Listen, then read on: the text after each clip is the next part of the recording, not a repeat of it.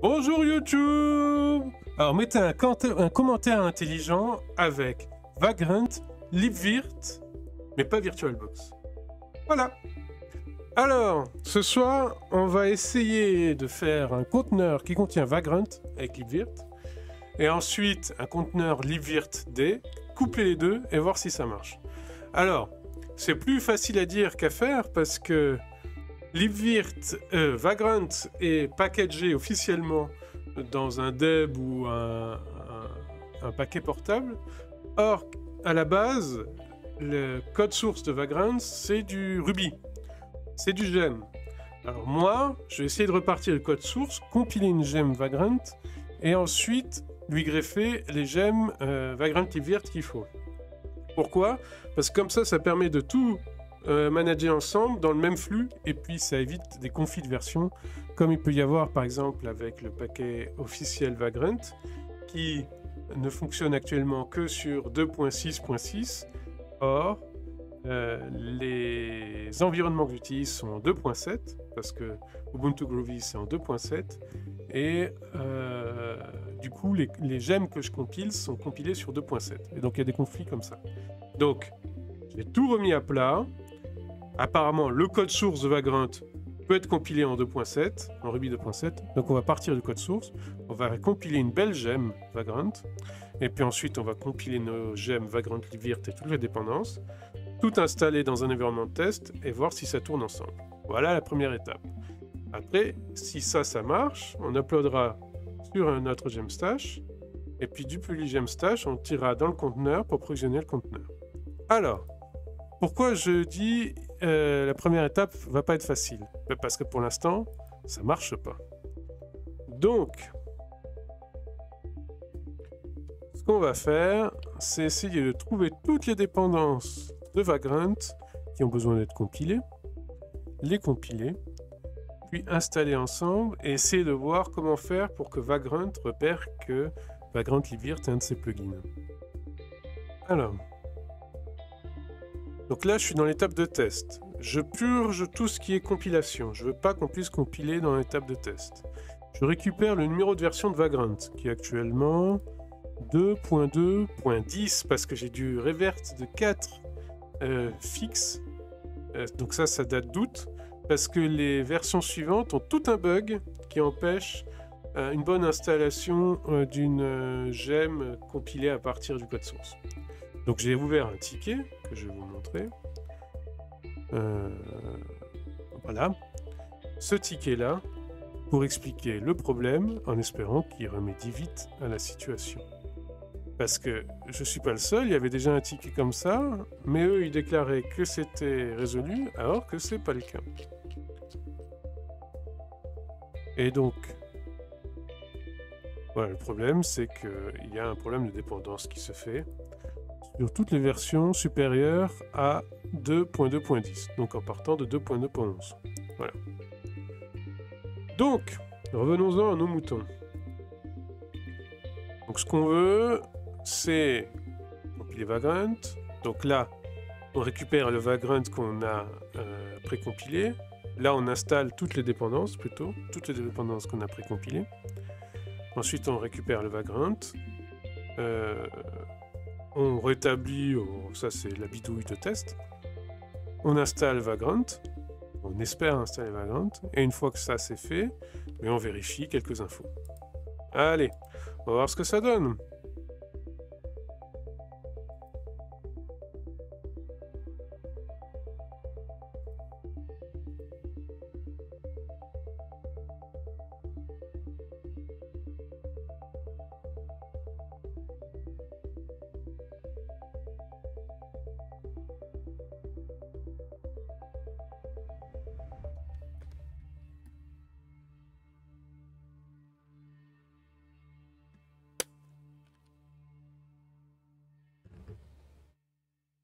Alors pour tout vous dire, j'avais commencé ce type de travail 7 mois maintenant, et j'avais mis en stand-by parce que Vagrant n'était pas compatible avec Ruby 2.7. Depuis, ils ont fait des nouvelles versions qui sont compatibles.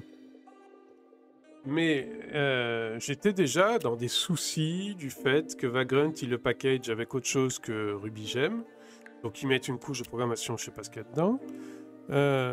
Et du coup, ça impose, si on veut utiliser leur paquet officiel, de maintenir deux environnements, deux flux de gestion d'environnement, un pour leur paquet officiel et l'autre pour un environnement Ruby, dès qu'on met le moindre plugin.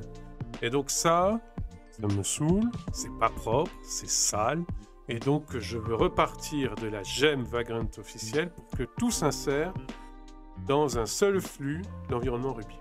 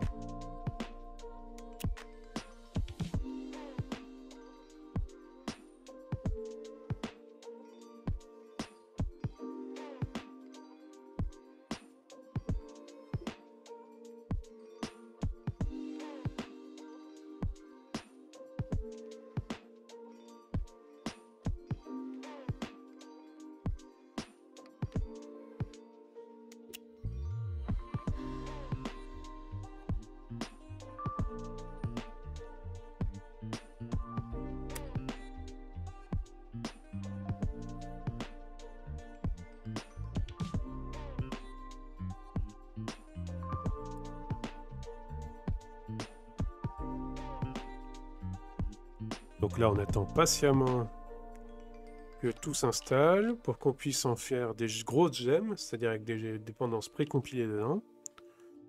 Donc là, ça prend son temps, plus que d'habitude, j'ai l'impression. Non, pas trop. Bon, ça se fait tranquillement.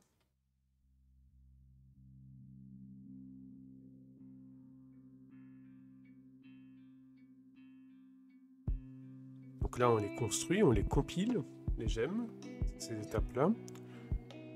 C'est-à-dire que on récupère les extensions natives précompilées et on les incorpore dans une grosse gemme.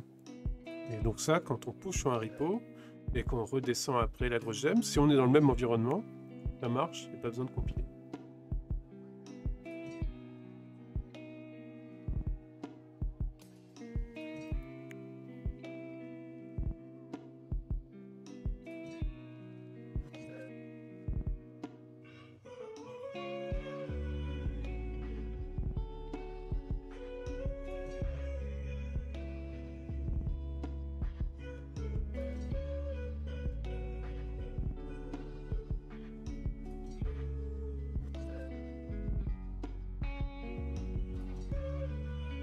Donc on attend patiemment que ça se fasse.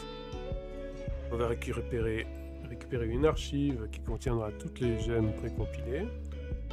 On ouvrira dans l'environnement de test, enfin c'est GitLab qui le fait tout seul. Et dans l'environnement de test, on va dérouler l'installation de ces gemmes précompilées, puis l'installation de notre Vagrant compilé, packagé plutôt, et voir ce que ça donne.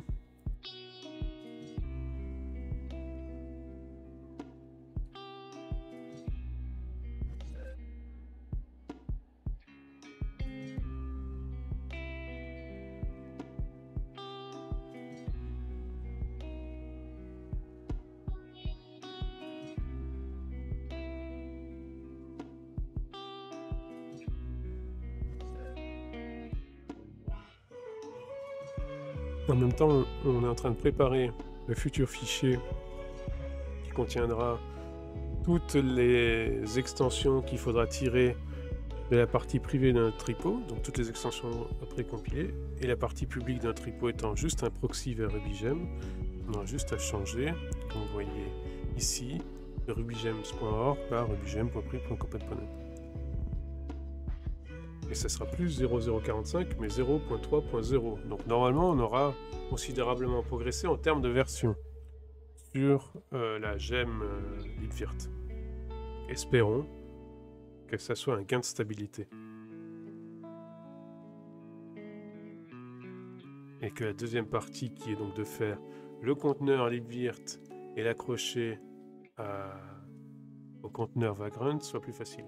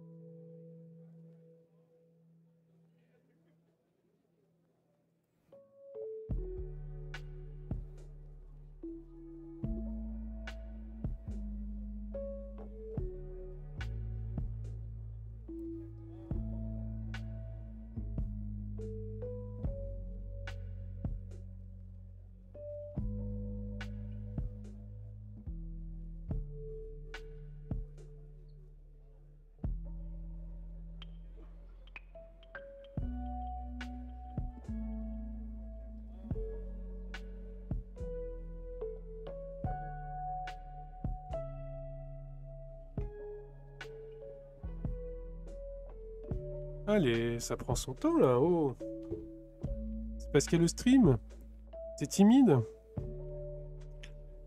Ah, to the gem version. Donc ça marche pas. Le build ID, il est pas pris en compte dans le repo Gemstash.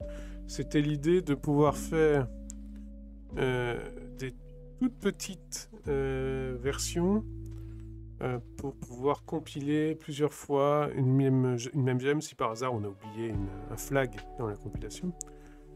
Et ne pas avoir des conflits avec une gemme déjà push dans le Gemstash. Bon, ça marche pas, c'est pas encore au point. Donc pour l'instant,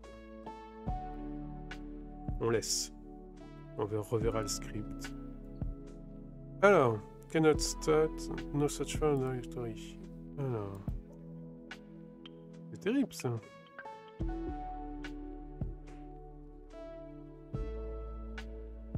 Ah.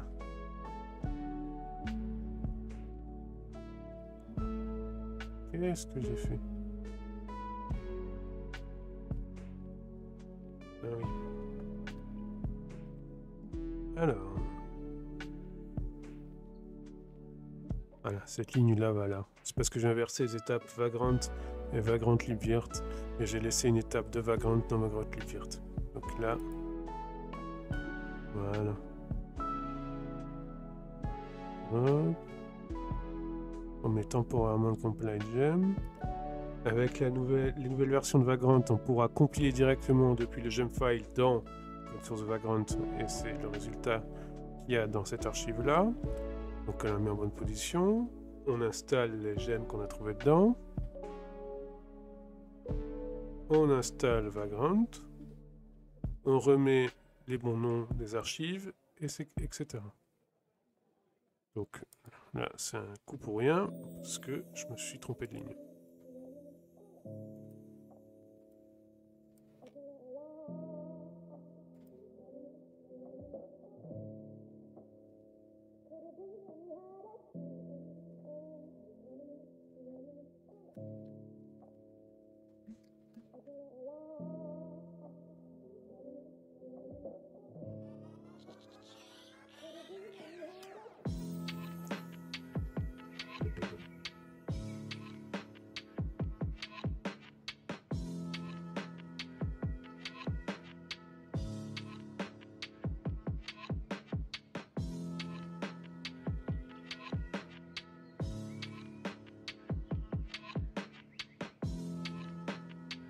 Alors dans un gemfile, est-ce qu'on est obligé de mettre un numéro de version? Pas forcément.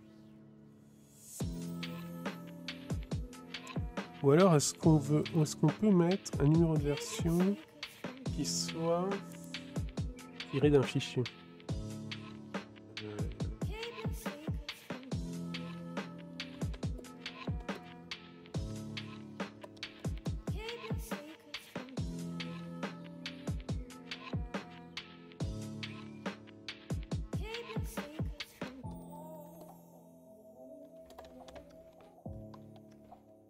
Est-ce que je voudrais... Non, pas dans une gemme. Dans un gemfile. Je vais regarder l'aspect général de gemfile.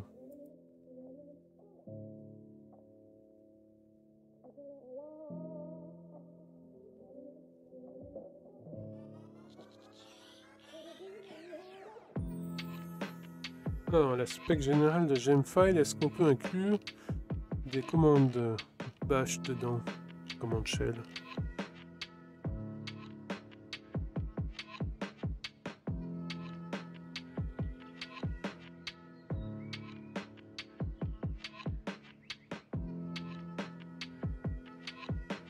Non, mais on peut faire... Est-ce qu'on peut alors du coup mettre un astérisque dans le pass?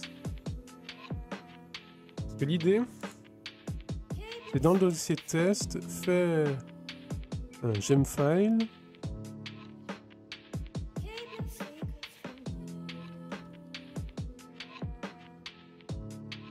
qui contienne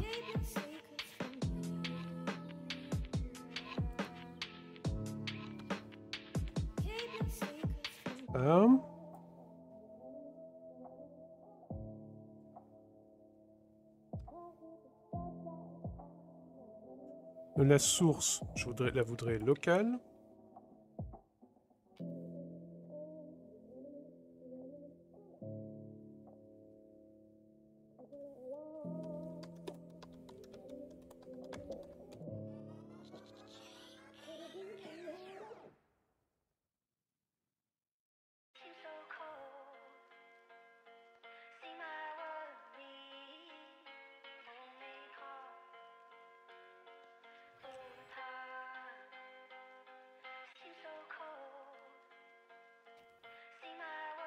Ok. Donc on met le path directement derrière chaque gemme. Donc en fait, l'idée c'est que là, on ait un gem file de test avec toutes les infos. Hop. Donc besoin de la version, juste le path. Le path c'est c'est gem var lib gem je crois.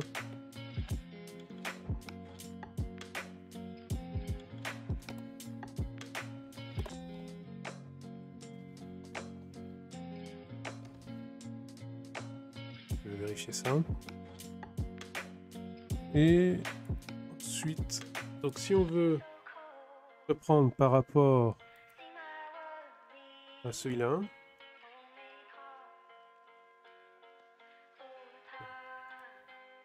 on a un groupe plugin qui est bon. On va pas prendre un groupe développement, on va prendre un groupe production.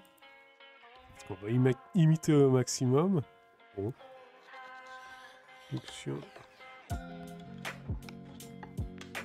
Et là, on va mettre le path vers notre gemme Vagrant installé. Donc, qui n'est donc pas path tout à côté kit, mais c'est en attente que je trouve le bon chemin.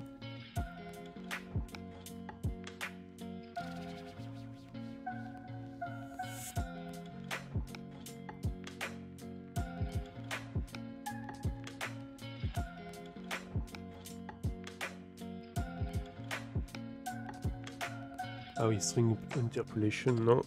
Single quote.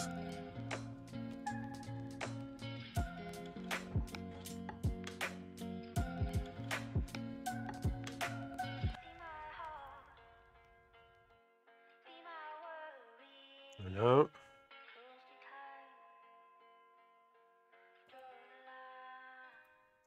Donc on a ce gem file là, qui n'est pas encore complet, il faut que je trouve les bons chemins. Je pense qu'ils sont dans var lib gem quelque chose. Je vais juste regarder dans ma vagrant box qui est ici.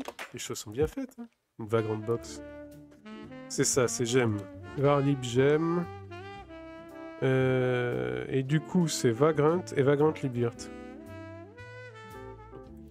Vagrant libvirt.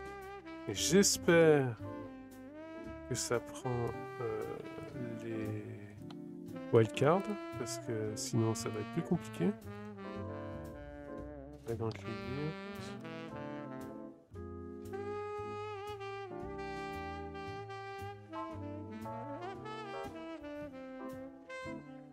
Voilà. C'est ça, hein, le bon chemin. Ou alors c'est autre chose. Je vais regarder à nouveau. Gem file. Local path. Parce que dans Vagrant libvirt, avec le beau wildcard, normalement on a la gemme elle-même. Donc ça c'est bon. Donc ça devrait être ça. Et donc là du coup, ce serait var lib 2.7.0 gem vagrant tout court .gem.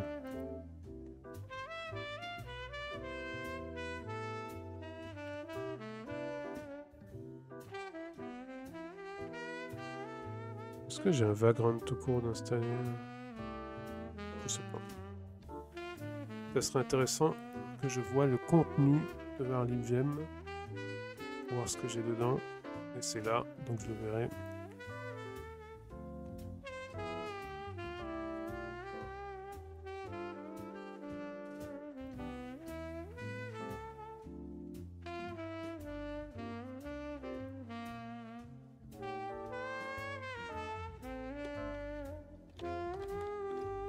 Je vais voir si on peut mettre des environnements, des variables d'environnement dans un gem file. Ah oui, ça c'est cool.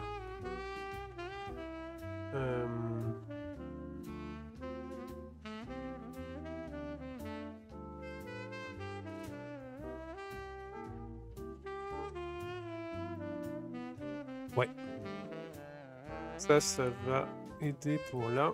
Donc au lieu de la wildcard, ce qu'on va mettre, c'est en vagrant version. Voilà. Vagrant version. En un seul mot. On va exporter celui-là.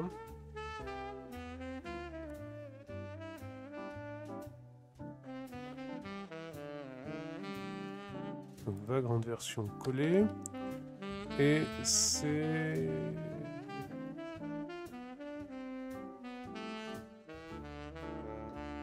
Est-ce qu'on peut faire des calculs sur la l'env? Parce qu'il faudrait que j'enlève le V. Ou alors, je m'embête pas. Je prends un vagrant version qui en fait...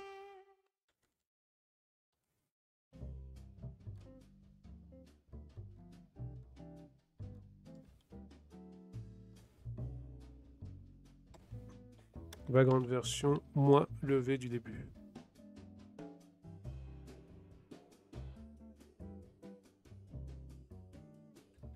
Donc pour enlever le V du début, c'est ça. Voilà. Et du coup, c'est cet export là que je fais.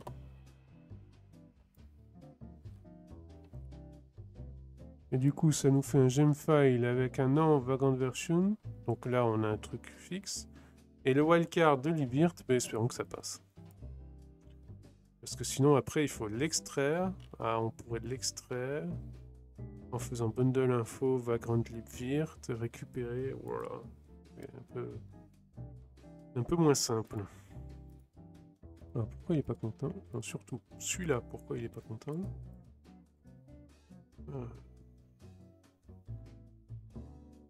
Ah, c'est vagrant lui-même qui doit être en single quote. Voilà.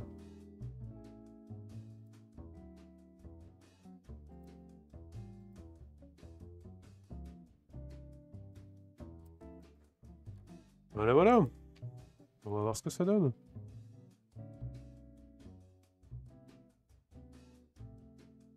Parce que ça serait les dernières étapes du test. Une fois que tout ça passe, en espérant que ça passe, mais il faudrait quand même à un moment donné faire un vagrant status ou un bundle exec vagrant status pour avoir voir si tout charge correctement.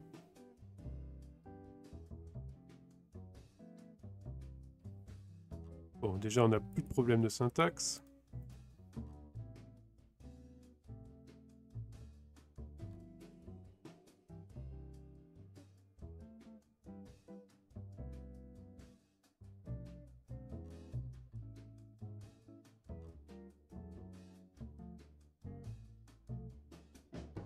C'est bien ça, les gemfiles qui... Ah mais oui, c'est les gemfiles, c'est des fichiers Ruby. Alors, Ruby, remove, first character from string. Mais oui.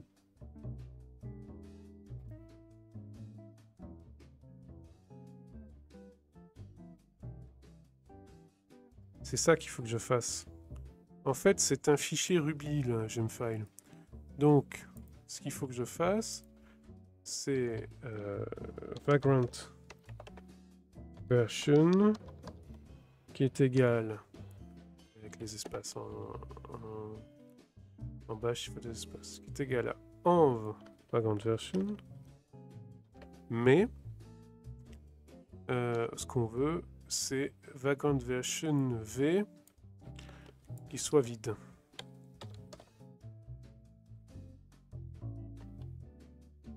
On enlève le V. Il n'y en a qu'un dans une vagrant version, c'est le premier. Donc voilà. Du coup, on n'a plus besoin de maintenir deux variables d'environnement, on n'en a qu'une, vagrant version. Et avec elle, on va mettre tout ça là. Voilà. Vagrant version. Ok. Et du coup, on exporte que celle-là et on vire celle-là. Voilà. Un peu plus propre. Alors, est-ce qu'on peut faire la même chose avec Vagrant libvirt? Ouais, Vagrant libvirt, à mon avis, il faut chercher déjà en bash une string quelconque qui contient la version et la nettoyer partie bash en partie Ruby et ensuite l'injecter à la place du wildcard. Alors, on est content.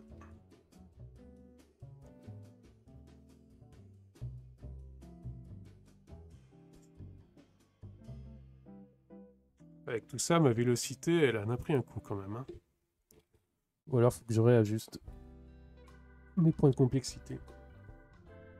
Mais c'est là, on est plus dans le cas de Spike que de Stories ou de NFR parce qu'il y a énormément d'inconnus dans l'installation de Vagrant.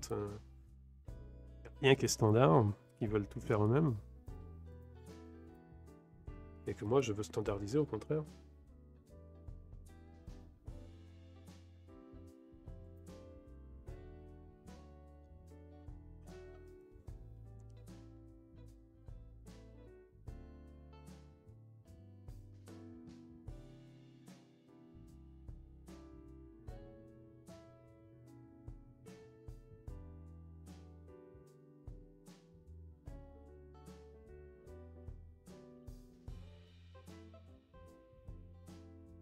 Alors, le merge est en cours hein, pour ça. Hein. J'ai juste à le merger, mais priorité au stream, donc je ne l'ai pas mergé pour le moment pour éviter de remplir les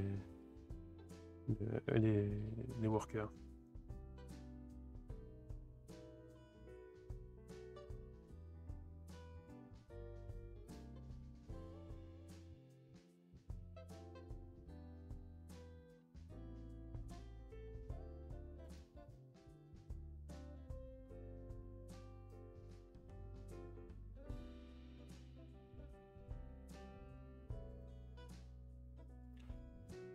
Donc,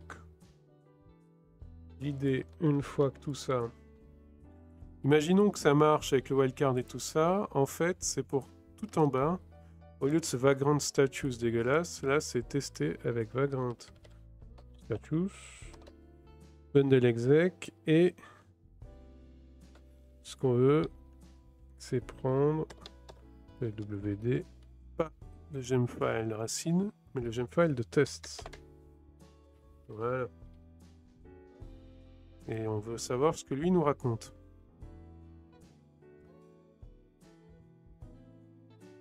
Et si ça passe, normalement, on a Vagrant avec Vagrant libvirt opérationnel. Et du coup, pour reproduire la commande Vagrant de base, il suffit de faire un script bash qui appelle ça avec un arrobas à la fin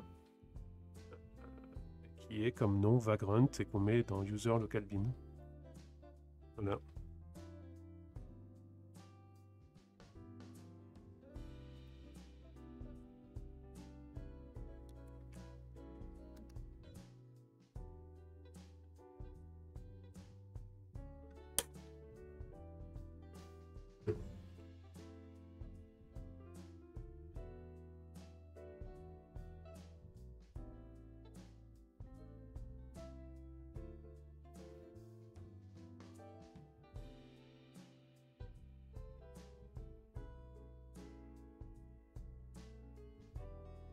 Bon, on va attendre patiemment que les gemmes compilent.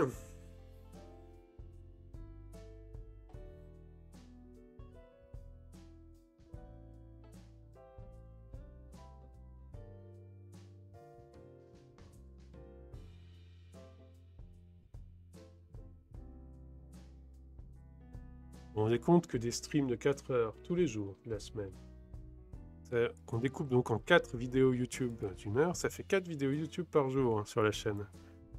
Et donc, pour l'instant, rien n'est automatisé. On me tape tout à la main, mais c'est dans les cartons d'automatiser un peu tout ça parce que 4 vidéos YouTube par jour. Bon, il n'y a pas de montage, hein. Je prends le segment, je rajoute le panneau de conclusion pour pouvoir mettre les panneaux d'appel de YouTube. Et puis c'est parti. Et je fais une vignette.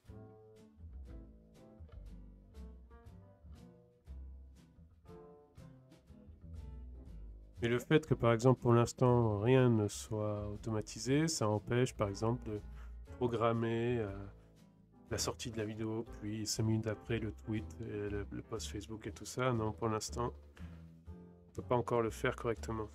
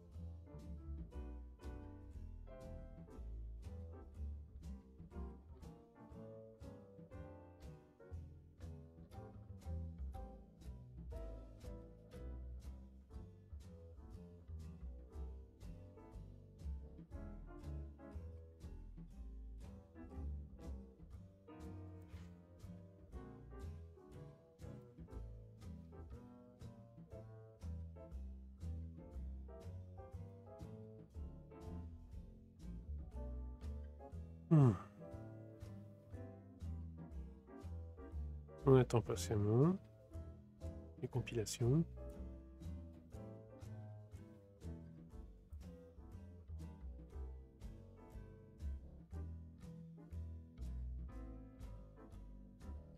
Je fais quelques étirements en attendant.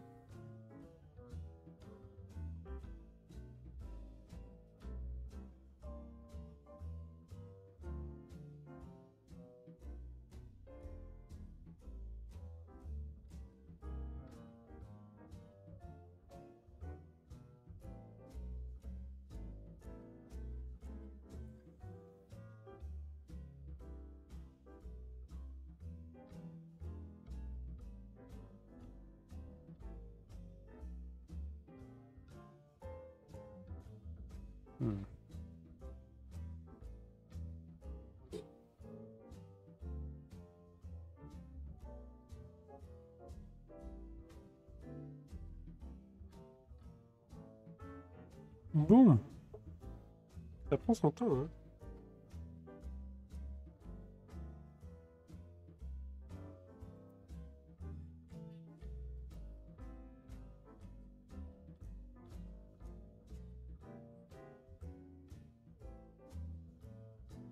Ah, je sais. Priorité au stream.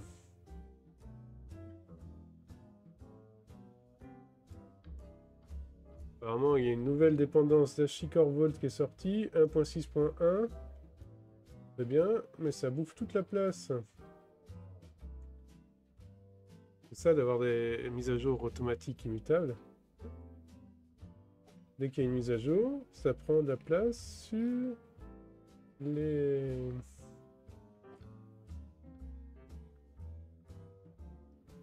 workers.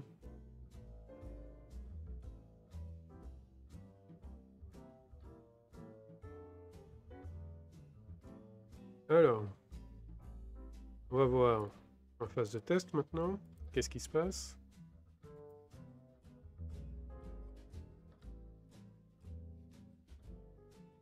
Make not found. Ou c'est quelle extension? WDM011. Ok. Bon, ce qu'on va faire, on va la copier dans notre magnifique gem file qui est ici. Voilà. On va la mettre derrière. Voilà. Hop. Hop. Voilà. WDM. Donc ensuite, ça permet de faire un beau bundle lock. Voilà. Et on va récupérer le contenu du gem file. on va mettre ici. Voilà. Et le contenu du gemfile lock.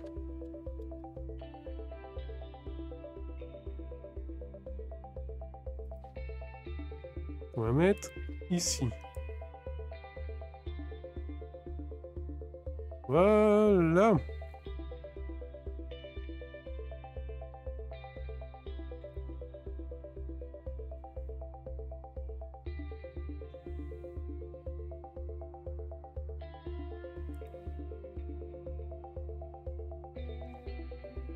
Et on recommence.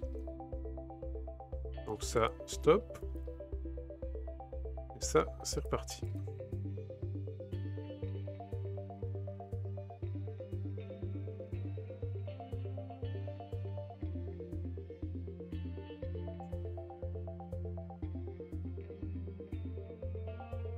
Je sais pas combien il y en a, de WDM et autres là. Donc je vais essayer de visualiser ça en allant...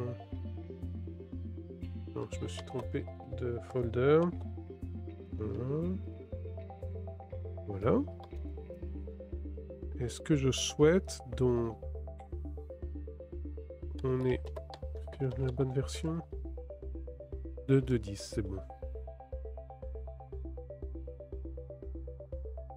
Bundle lock. Ah, oui, c'est à cause du master. Ouais, d'accord. C'est un peu chiant ça.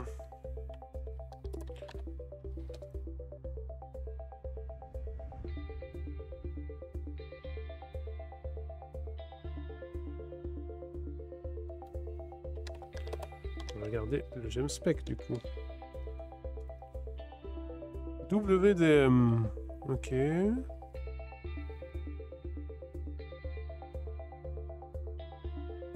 mon avis, il y en a encore quelques-uns.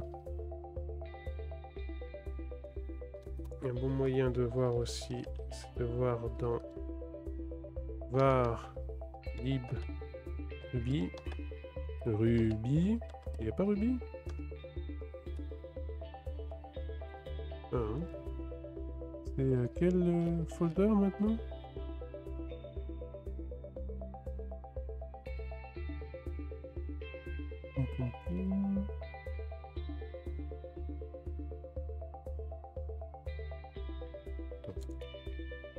Je l'ai ici, ça, normalement.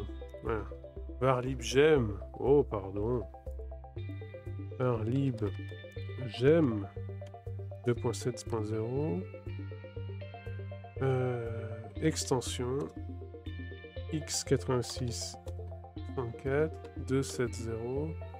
Donc on aura WDM, Nokogiri c'est bon, JSON c'est bon, FFI c'est bon, et Ruby Livert c'est bon. Mais on a encore Bcrypt et ED 255. Bon bref, courbe elliptique ED 25519 et Bcrypt qui est le gestionnaire principal de crypto. Plus utilisé dans Ruby. Donc ça veut dire qu'il faut agrémenter notre gemfile de ces deux trucs. Alors, ordre alphabétique, les gems toujours. Donc ED machin truc. Qui est en version 1.2.4. 1.2.4, ok. Yes, et Bcrypt qui est en 1.0.1.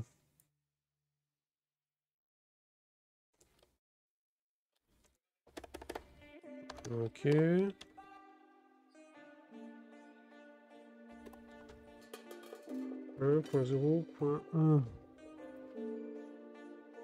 Ok. On fait un bundle lock. Voilà. Et on va récupérer le gemfile. Ici.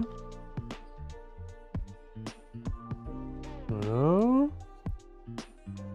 Et ensuite, le gemfile.lock. Ici. Qui commence à s'épaissir. On met ici. Et c'est parti, mon kiki.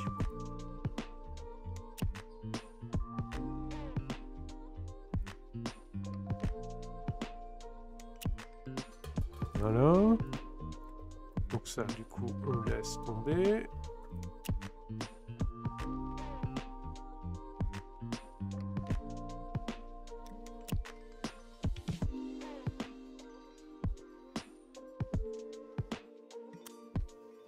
Ah, il n'est pas content. Pourquoi? Il va y avoir des single quotes et des double quotes partout. Ah, final new line missing. Ok, pardon. Bah, ça devrait être comme ça, non? 11.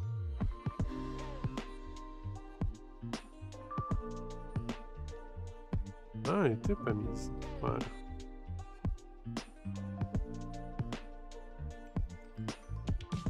Alors. Là, on va changer plutôt de... Attends, est-ce qu'il y a une notion de groupe dans un bloc? Non.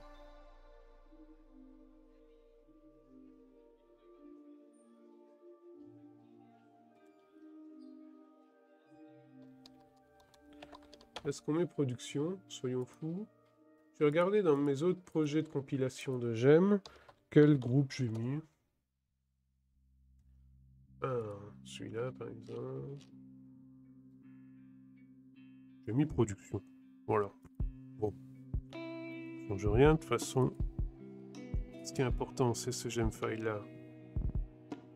Allô? Allô, voilà. Ce gemfile là, où ça doit être dans le groupe plugin impérativement. Non, c'est pas pris en compte par Vagrant. Et Vagrant, lui, il peut être dans le groupe production aussi. Ok. Alors, est-ce qu'on a un Vagrant libvirt en local? Je crois, hein.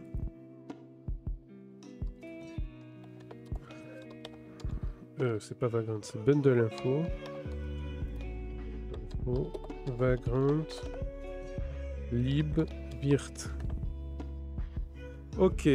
On a un numéro de version.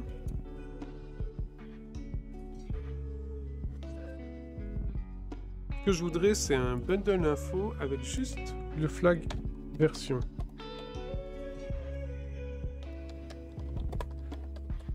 Je voudrais juste récupérer.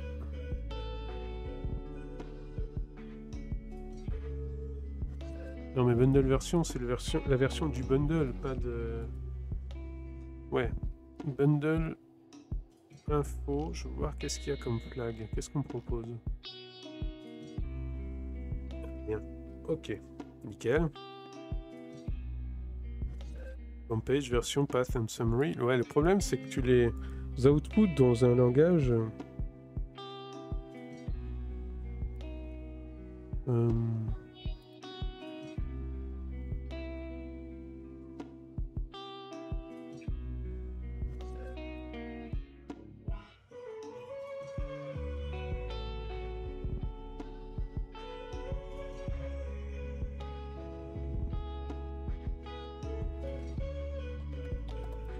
Bon, on va devoir faire des commandes bash. Hein.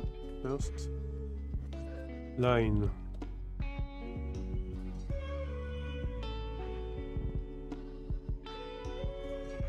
Head, voilà. De la commande.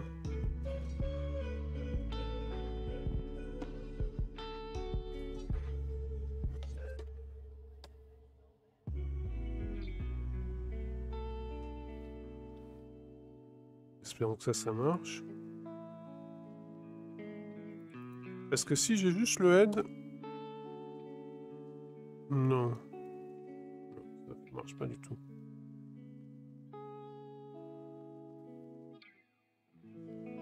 Alors...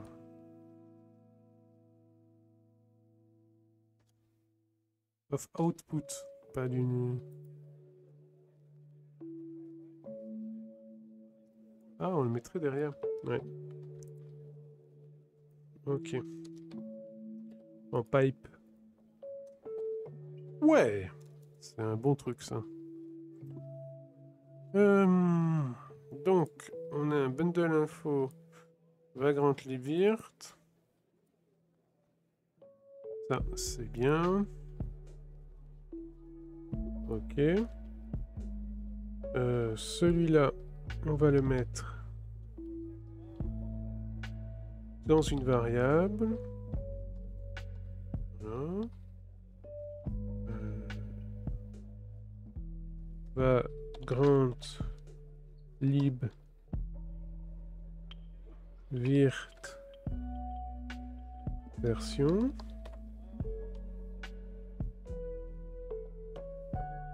Export.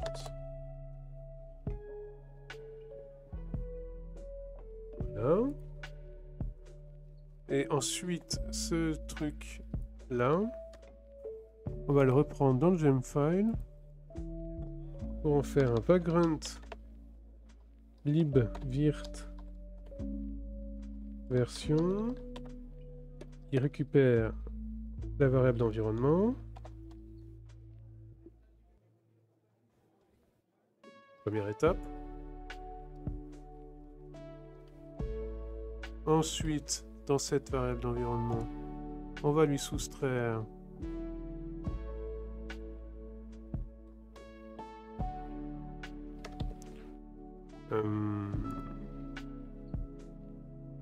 jusque là. On va voir si ça passe. Voilà. Et enfin, on va lui soustraire la parenthèse finale.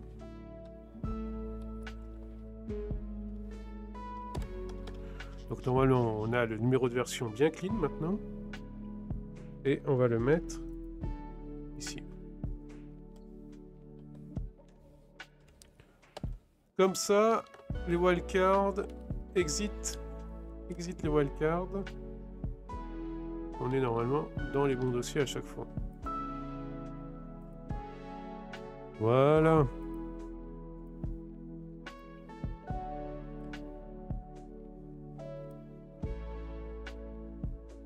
On va voir ce que ça donne.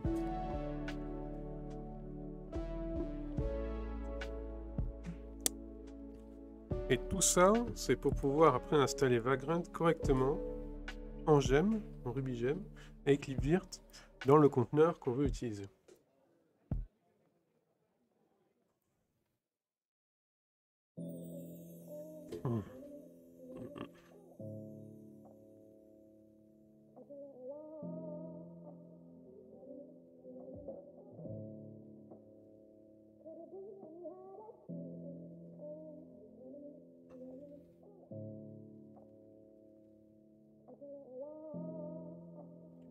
Alors, ça c'est avant que j'ai fait mes changements. On va voir déjà s'il n'y a plus rien à compiler.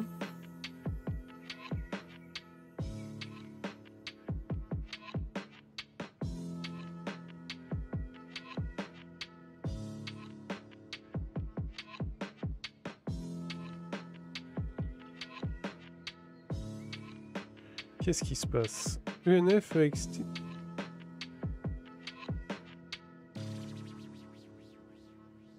Ah ben. D'accord. Bon. Eh ben écoutez, celui-là, il n'était pas prévu, mais on va le rajouter. Hein.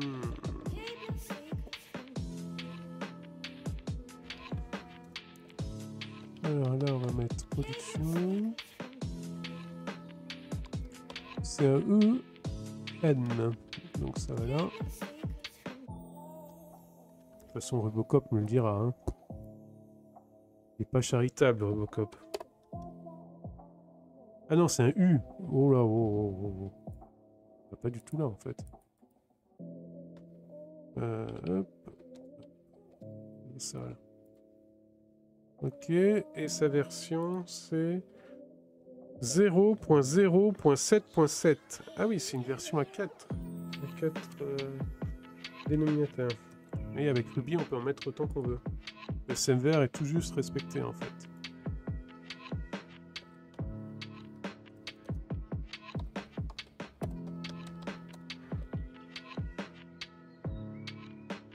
Ok. on a un gemfile là. Attendez. Voilà. Gemfile. Hop. Ensuite.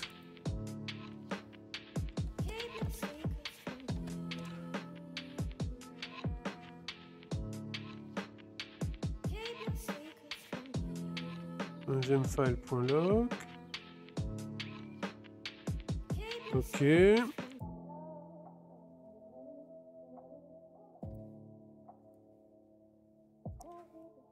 c'est reparti. Donc ça, on laisse tomber. On sait que ça marchera pas. Ah, il est pas content. Pourquoi? Oh là, ça m'énerve ça. Hop. Voilà.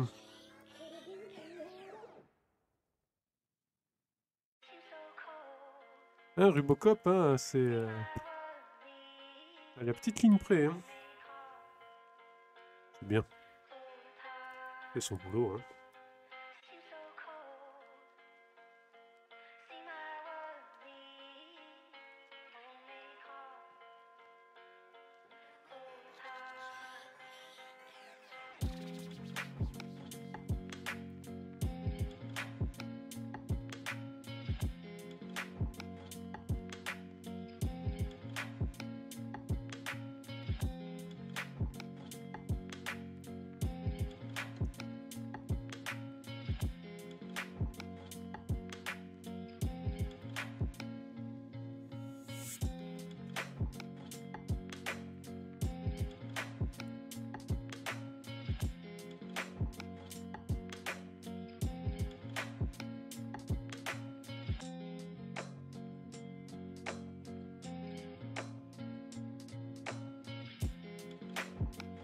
Alors, comment que ça se compile là?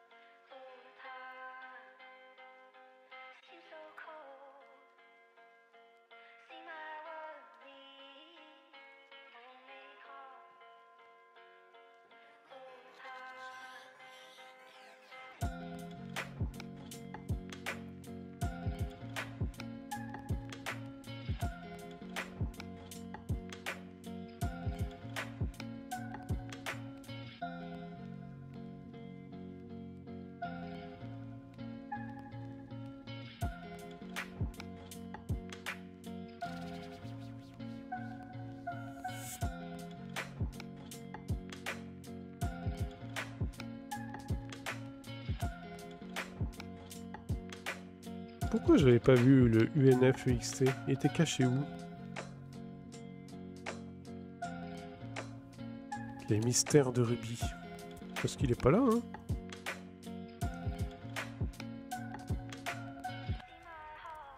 Dans Bean, peut-être? Non, Vagrant et Vagrant Spec.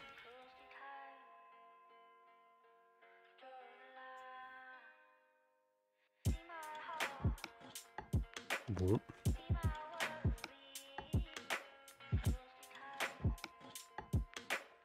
RT... Ouais, non, il est même pas là. Bon. Les mystères de Ruby.